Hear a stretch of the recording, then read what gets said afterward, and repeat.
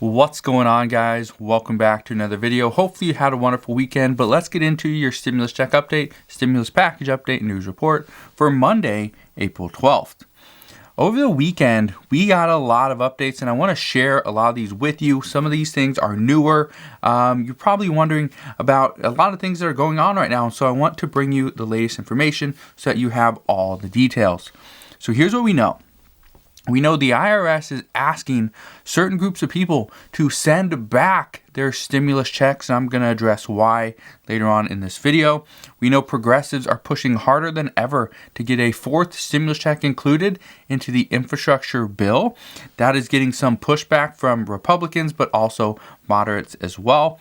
Democrats keep reminding President Biden through Twitter and social media that he has the power to cancel student debt, and they want him to do it now. And they keep on saying today is a good day to cancel student debt. We also heard from the Federal Reserve Chairman Jerome Powell yesterday on 60 Minutes. He says the economy is in an inflection point, which could be great for jobs. And some people will be required to refile their unemployment benefits as their 52 weeks expire or their benefits run out. So this is all very important. I want you to understand right now, there's a lot of stuff going on. We are a year into the pandemic. That's creating a lot of issues. People are getting sick and tired of wearing a mask. That's creating issues. People want to travel. Weather's getting nicer. That is also creating issues. We also know a lot of people, millions of Americans, are still trying to get their lives back on track with unemployment benefits. Their stimulus checks are helping a little bit, but it's not enough. So there's a lot of stuff going on right now. We also have the Biden administration pushing their $2.25 trillion infrastructure bill. We have other groups trying to push other things, Medicare for all or Medicare for more, stimulus checks, student debt forgiveness. We have a lot of different proposals out there, things people want, but right now, what will actually be included? That we don't know. So let's discuss first the stimulus checks and the issues that we're seeing there. First off, we know the IRS is going to be sending out millions of additional stimulus checks this week. We know people are starting to receive the stimulus checks that the IRS has already sent out through the mail, whether it's a paper check or a prepaid debit card. That is good. One thing I can say is that there are still reports of people throwing away things that they say were possibly their stimulus check, and they want to know how do they get a new one. Well, the only way to get a new one is you got to contact the IRS if you did throw away your stimulus check. One thing I have said in the past is every single piece of mail that you get, open it. Open it and just make sure it's not a stimulus check or it's not a prepaid debit card. Again, you don't know. And it could also be the letter from the IRS that is stating, hey, we sent you your stimulus check on this date, and if you never received it, then you have to take action and you need to do something called a payment trace. That's something you can actually do through the IRS. You just call their phone number and you can kind of go through their system and do a payment trace. It's very simple. It doesn't take very long. And the nice part is they will look into where your stimulus check actually went. So that's something you can do there. We also know as of this week on Wednesday, we should see many more people get their stimulus checks. This will be the $1,400 hitting their bank accounts, so that will be really good. I don't want you to wait another week to get your stimulus check, but in some cases you might have to. Veterans are expected to start getting their stimulus check soon. This could be coming in the next couple of weeks. So hopefully they will start getting theirs. One thing that we do know right now is that stimulus checks are causing many problems, and they're causing problems not because people are getting them, but it's because they're not lasting as long as lawmakers expected. Lawmakers were expecting they would last 3 months. Typically, a stimulus check of $1,400 should have lasted 3 months, is what they're saying. I don't know how they gauged that. I don't know how they came up with that figure, because this is not something that we've ever been through, but that's what they're saying, 3 months. Most people here on this channel, inside this community, have been saying it lasts less than 1 week. That's a big issue. Now, the IRS is still trying to get everything under control. They're starting to get, back into the saddle, trying to get people back into work, fill in their offices. They're trying to get the 2019 tax returns done. They're trying to start and process 2020 tax returns as well. Some are saying that we might not see tax returns for many people until possibly May of this year or into June. That would be a big issue for many people because a lot of people require that money to actually propel them into this next year. So that will be a big issue, but we'll see what happens there. Now, here's the other thing we are hearing. The IRS is letting people know that they're trying to let people know that if they received 2 stimulus checks, they received, let's say, more than they were supposed to get, then they might have to send the money back. And I want to explain who would have to send this money back and why this is the case. So here's what we know. If you received an overpayment from the IRS, which means instead of them sending you $1,400, they sent you as an individual $2,800. If that's the case, the IRS says you do not have to send the money back. You can keep it. That is an IRS issue. Okay? But here's the big issue, and this is something that's been happening to a lot of people. The biggest issue is for those who were marked as a dependent in 2019, but they claim themselves in 2020. Here's the issue. If you were marked as a dependent in 2019, let's say you were a college student, right? There's many people that were in college in 2019. Now, not so much. They're more out on their own. Here's what we know at this point. The IRS is having a lot of issues because they're sending a stimulus check to the filer. So let's say it's your parents or you and your child is off on their own, right? But they send a stimulus check to the filer. And then they also send a stimulus check to that child or the person that is now filing on their own. So that person actually got 2 stimulus checks. According to the IRS, data, they would have 2 different stimulus checks going out to them. What the IRS is saying that if you received 2 stimulus checks because you are actually not a dependent anymore, then you have to send the money back. So it's a little bit different, but that is what the IRS is stating at this time. And experts currently warn us that by not sending the money back to the IRS, you may have to repay it at the end of the year, and the IRS could impose some type of penalty. Now, we don't know that for sure. The IRS has not come out with that, but that is what a couple experts are currently warning us on. Now, right now, having a little extra money is considered a really good thing. A little extra money can go a long way in this current climate, in this current economy. But this is one of the reasons why progressives are really pushing for more direct payments, because they understand whether it's an additional $300, $600, or $1,400, a little bit of money can go a long way. $300 could put food on the table. $600 could put food on the table and pay a bill. $1,400 could put food on the table, pay a little bill, and also pay some money to rent. So $1,400 or more is what is currently being asked. They want to see $2,000 stimulus checks, then they'd like to see them come monthly. However, the Biden administration is more focused on infrastructure at this point, and what a lot of people are saying is that trying to get the Biden administration, who has been planning this infrastructure package for probably months, if not a little bit longer, what they are saying is that trying to get them off their path, this is their focus, this is their main focus.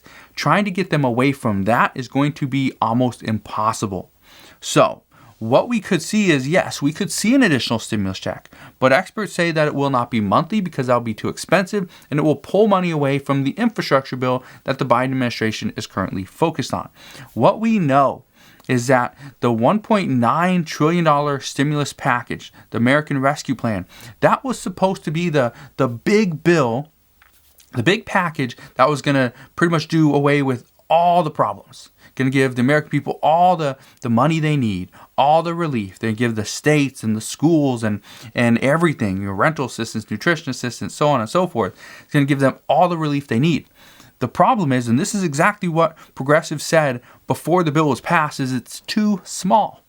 The bill is too small. we need to fix this. Well, how do we fix this? One of the things that they've said is we need to provide more. This is what they said before the $1.9 trillion stimulus package was passed, is why are we going to 1.9? Why $1.9 trillion when the Trump administration, former President Donald Trump, he was willing to do 1.6. He was willing to do 1.6, and then Nancy Pelosi wanted to wait months? Progressives were saying that's not right. We should be well over 2. Well, guess what? It is now looking more and more likely that progressives were right, that we should have had a stimulus package. That American Rescue Plan of $1.9 trillion should have been up over 2. Some say it should have been very close to the CARES Act of $2.4 trillion. Now, one thing that we know is that even though the stimulus checks are a focus for progressives, they're not the only focus. And they're not the only thing that Democrats are fighting for. One thing that we know Democrats keep on saying on Twitter and social media is, and I quote, "Today is a good day for student debt forgiveness." And they keep on asking President Biden, you have the power. You should do this. The time is now. This constant pressure from lawmakers is what will move the needle, and this is what it takes to get a deal done. This is exactly why I keep telling you guys, and I do it myself, call your state representative, call your state senator, call whoever you want to, right? I've called, Bernie Sanders' office. I've sent him a email. I've done the same thing with Chuck Schumer and Mitch McConnell, Nancy Pelosi. They never really get back to you, but that's not the issue. The issue is, do they hear your message? That's what you want. So, what I'm telling you guys, call your state representatives. If you don't want to call, send them an email. Let them know, how are they doing?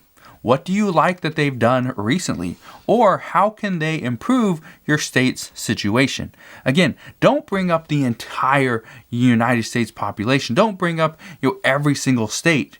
Just bring up your state, your specific situation, and how they can make things better for you. What do you need? Do you need additional rental assistance? Or maybe it's not rental assistance, but maybe you need a little bit of an easier way to get into the system. Because right now, it is so difficult for a lot of people to get rental assistance because of how the states are actually doing all the requirements. It makes it almost impossible in some cases. But if you call your state representative, maybe they'll step in, maybe they'll do something, and then can kind of help you out. But if they don't know what you need, they will never be able to provide it. They can't guess. Okay, they just can't do it. It's not one of the powers that they have. So, whether they listen or not, honestly, that's up to them. Your job is to just get the word out there, let them know what you need, let them know how they can help, and then leave it up to them, right? That's kind of why we vote them into the position that they're in. But here's one of the things that we know right now.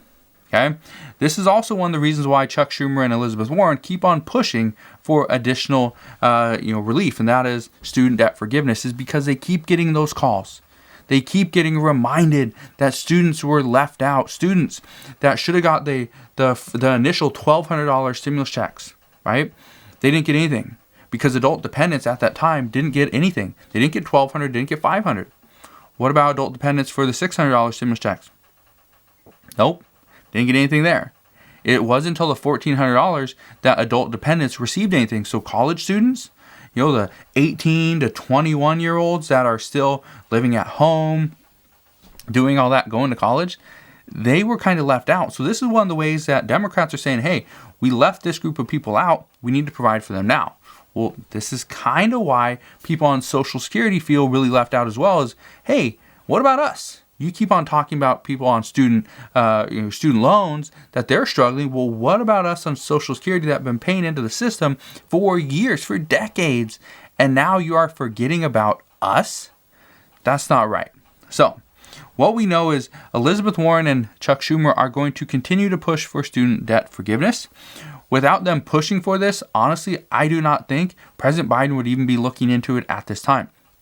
He did this, I think, about almost 2 weeks ago now, is he asked the education secretary to look into how legal it is for President Biden to forgive up to $50,000 in student debt.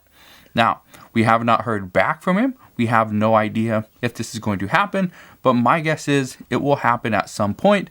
I don't think it's going to be for $50,000, but I do think we could easily see 10. So At this time, I don't know what's going to happen, but as I know more, I promise I will share more. As of right now, this is one of the very most important times for everyone in the United States. And I say this because we could see a large infrastructure bill that could be something we could see for the next decade. We could see a lot of improvement for the United States for roads, bridges, things like that. Human infrastructure as well as physical infrastructure. We can see a lot of differences made there. We already have spent $5 trillion in stimulus packages, yet some say it's not enough and we need more. There is a chance for a fourth stimulus check, and this could be in the next infrastructure bill. However, some say that is not 100% likely. So, depending on what we see over the next few weeks, I honestly don't know what's going to happen. I don't know what Democrats, progressives, Republicans have been working on since they've been on recess. But what I can tell you is they have been working. They have been hopefully listening to their constituents, and we will see something good come out of it. Again, Congress is back this week, so hopefully today, over the next few days, we will get a lot of updates and maybe some new proposals. And now, after all this has been going on, we got Federal Reserve Chairman Jerome Powell. He was on 60 Minutes yesterday, and he says the economy is at currently an inflection point. We could see this as a really good thing. If we do, if we see that we are going in the right direction, this inflection point will be good because it means jobs are starting to come back. The economy is reopening and things are going back to normal. But the bad part is, if things turn the other way, and this means that we see actually case counts, the COVID case counts increase, and this increases too rapidly, that's bad. If we see jobs completely vanish, then that would obviously be a bad thing. Experts do say that millions of jobs won't be coming back due to the advancement of technology, which some say, oh, well, jobs aren't coming back, that's bad. Well, in the short term, yes, that's bad. But in long term, it actually means businesses are a little bit more efficient. It doesn't cost them as much to run. But the problem is, if they are using technology, which doesn't require a human being, then more humans will be out of work. So this 6% unemployment rate that we currently have, some say we could see this stay in between the 4 and 5% range for years. That's not great. And this is also leading to an issue that many people do not have work. And this is what's causing an issue regarding the unemployment benefits at this time. We know Congress passed a bill to extend the unemployment benefits from March 14th to September 6th. They did this about a month ago. Actually, a month and one day ago is when the bill was signed into law by President Biden. But the problem is that after 52 weeks of being on unemployment, the people on unemployment have to go and refile and requalify for their state unemployment benefits. Here's the issue. Some people are already over their 52 weeks because we've been in this pandemic for over a year. Because of this, what we're hearing at this time is people who initially filed over a year ago, their benefits will completely run out. And if the state doesn't remind you, hey, you need to requalify, you need to resubmit your claim, what they're going to do is not pay you any benefits. No, you will not get state benefits. You will not get the $300 per week. You will get zero. You will get nothing. And that's going to happen until you go and requalify. The good thing is that you don't need to show any work or anything from the previous year because you've been on unemployment. The nice thing about this is once you are denied, and you want to be denied, okay? My guess is you want to be denied. And I say this because if you are denied your state unemployment benefits, the regular benefits, then you can go and get the Pandemic Unemployment Assistance. That's the PUA. And through that, you can actually qualify for your state benefits and you qualify for the $300 per week until September 6th. One thing I can tell you is that if you are close to the 52-week mark, go and call, send an email is probably not going to work. Go and call, figure out how do I requalify, when do I need to requalify, and do that ahead of time. Because if you don't, you could see a week or possibly 2 weeks in the lapse of your unemployment claims. I don't want you to go a week or 2 weeks without any income, so make sure you go and do that because that is going to be very important. So as we know more regarding stimulus, unemployment, the inflection point, or the economy, I promise I will come back and keep you updated on everything that we're hearing. Just want to thank you guys for watching. Hopefully you have a wonderful Monday. Consider subscribing so I can continue to keep you updated on everything that's going on, and I'll see you guys on the next one.